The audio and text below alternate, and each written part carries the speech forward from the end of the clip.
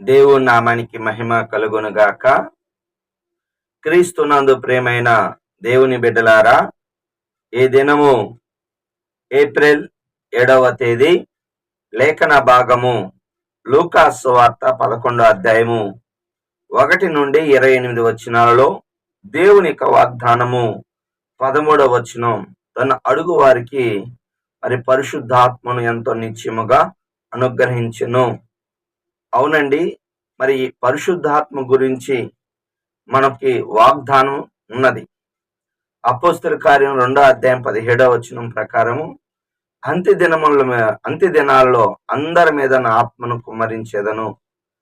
పరిశుద్ధాత్మ కొరకు మనం అడగాలి అని యేసు ప్రభువారు ఒక ఉపమాన రీతిగా తెలియజేస్తున్నాడు.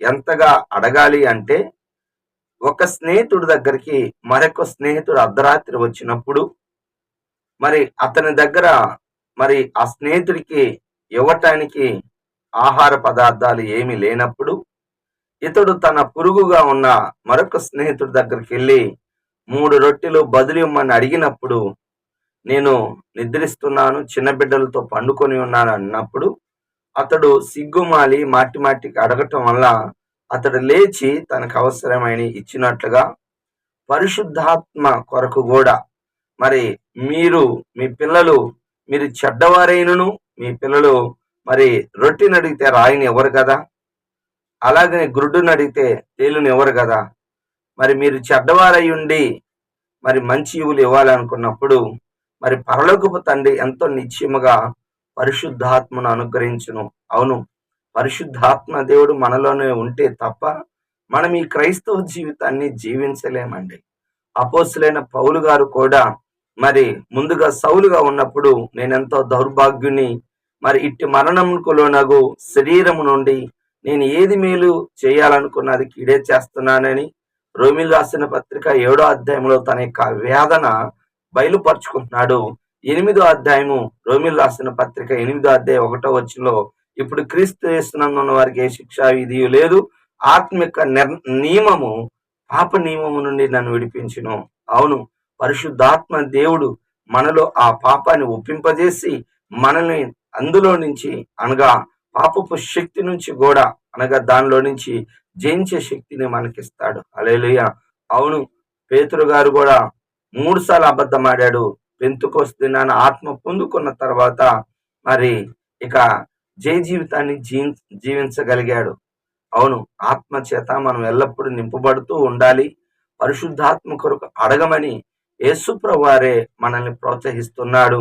ఆయన ఎల్లప్పుడూ మనతో ఉంటాడు. మనం ఆత్మ చేత పరిశుద్ధాత్మ దేవుడు మనం చెప్తున్నట్టుగా మనం నడుచుకుంటే దేవుని కుమారులు అవుతాము. దేవుని యొక్క ఆత్మ పొందుకున్న తర్వాత ఆత్మదేవుడు చెప్పినట్టు నడవాలనేది దేవుని యొక్క చిత్తం. కనుక ఈ దినము దేవుని బిడ్డలారా, మనందరము పరిశుద్ధాత్మను పొందుకోవాలన్నది దేవుని యొక్క చిత్తం. అవును, మరి ఆనాడు అపోస్తలులు మరి 10 దినాలు యొక్క పరిశుద్ధాత్మ బాప్తిసం కోసం కనిపెట్టారు. మనం కూడా ప్రార్థనలో మరి అడుగుదాం, ఆ యొక్క పరిశుద్ధాత్మ దేవుణ్ణి మన హృదయాంతరంగాల్లో నివసింప చేసుకుందాం. ఒప్పుకోవలసిన పాపాన్ని చూసినట్లయితే 25వ వచనము, ఆ మనుషుని కడపటి స్థితి మొదటి స్థితి కంటే చెడ్డగా ఉండును. ఒక అపవిత్రాత్మ ఒక మనిషిని పట్టుకొని ఉంది. ఆ పవిత్రాత్మ వెళ్ళిపోయిన తర్వాత ఆ యొక్క హృదయము, ఆ మనిషి యొక్క జీవితం లేదంటే ఆ విడిచి వచ్చిన గది శుభ్రంగాను మరి ఊడ్చి అమర్చి చక్కగా ఉంది. కానీ ఆ యొక్క దురాత్మ నీరు లేని చోట తిరుగుతూ తాను విడిచిన మరి ఆ యొక్క మనిషిని మరి ఎలా ఉందో చూడటానికి వచ్చి చూసినప్పుడు అక్కడ అంత అమర్చిగా చక్కగా ఉంది.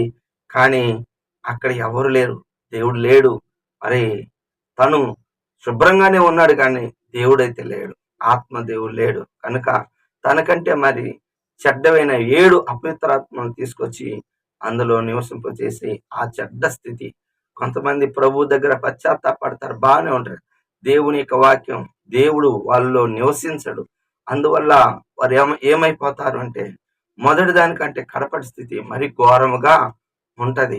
యహజీ మరి మొదటి బాగానే ఉన్నాడు, కానీ ఎప్పుడైతే మరి నయమాను యొక్క ధనాన్ని ఆశించాడో అతని కడపటి స్థితి ఘోరంగా తయారైంది. మనం ఎల్లప్పుడూ కూడా దేవుని యొక్క మాట మీద దేవుడితోనే మనము సహవాసం కలిగి ఉండాలి.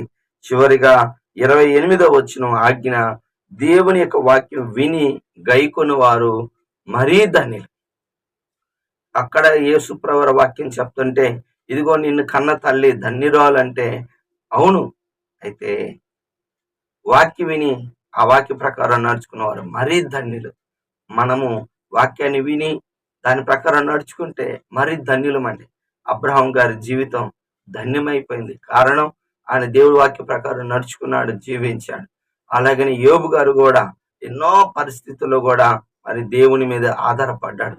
అవును, మనం కూడా వాక్య ప్రకారంగా జీవిస్తుంటే దేవుడు మనల్ని కూడా అంటాడు, వాక్యాన్ని విని ఆ ప్రకారం నడుచుకునే వారు మరీ ధన్యులు. అందుకే మత్తయి సువార్త 7వ అధ్యాయంలో మరి బండ మీద కట్టబడిన ఇల్లు పోలిన వారు ఉంటారు. వాక్యం విని ఆ ప్రకారం నడుచుకునేవారు, ఆ వాక్యం విని ఆ ప్రకారం నడుచుకునే వారు ఇసుక మీద ఇల్లు కట్టుకున్నట్టుగా ఉంటారు.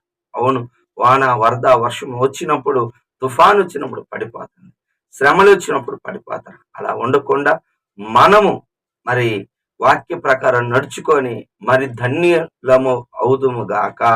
ఆమేన్. దేవుడి మాటలు దీవించును గాక.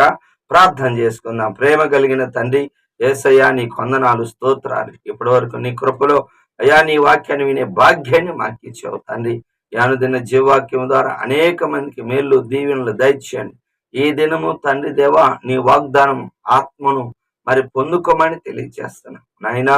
మా కడపటి